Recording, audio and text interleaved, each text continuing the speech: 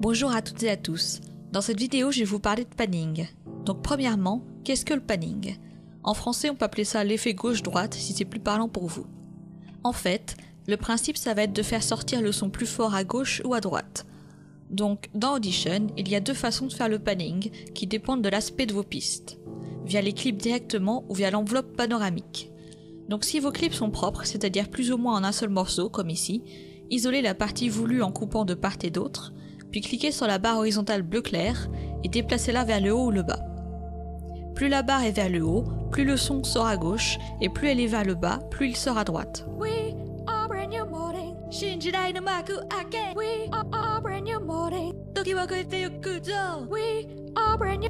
La valeur qui s'affiche correspond au côté du panning. L c'est left, donc gauche, et R c'est right, donc droite. Le chiffre est un pourcentage. Mettre le panning à L 100 signifie que le son sort à 100% à gauche et donc rien à droite. Le mettre à 0 signifie qu'il sort à part égale à gauche et à droite, donc au centre. Le mettre à R50 signifie que le son sort de deux côtés, mais qu'il est 50% plus fort à droite.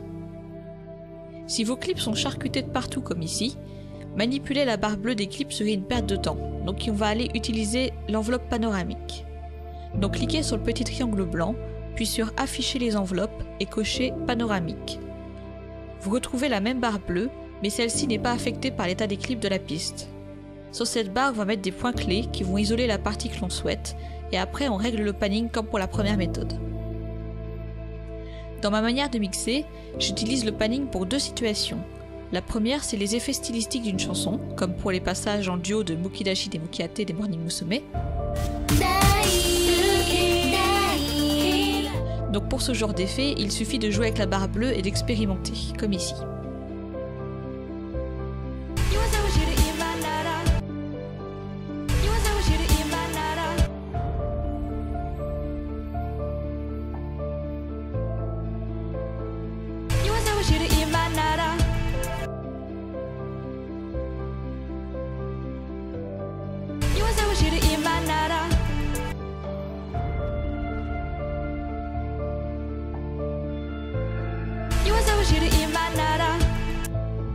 La deuxième situation dans laquelle j'utilise le panning, ça va être pour élargir le son dès que plusieurs personnes chantent, pour ne pas que ça fasse un gros pâté au centre du panning.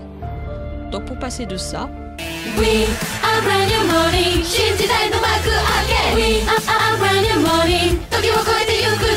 à ça.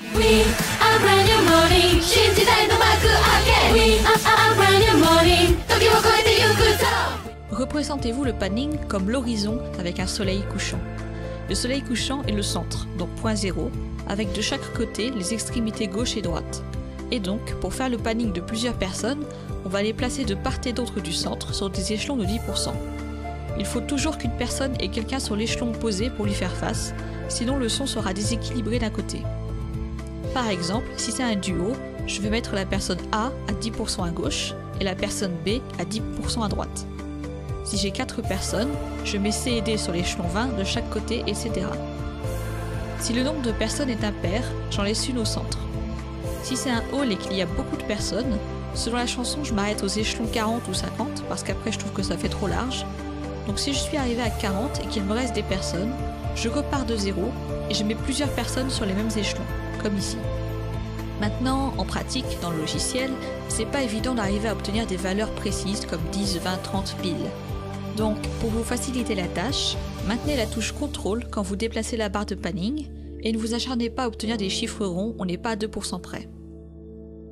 Après, si on veut pousser les choses plus loin et assurer un équilibre optimal, on peut faire en sorte de distribuer équitablement les types de voix de chaque côté pour ne pas se retrouver avec que des voix douces à gauche et des voix power à droite. Dans ce cas-là, il y aurait un déséquilibre. Et pour pousser le vice encore plus loin, vous pouvez associer les voix qui se font face selon si elles blendent bien ou pas. Mais là, c'est vraiment facultatif.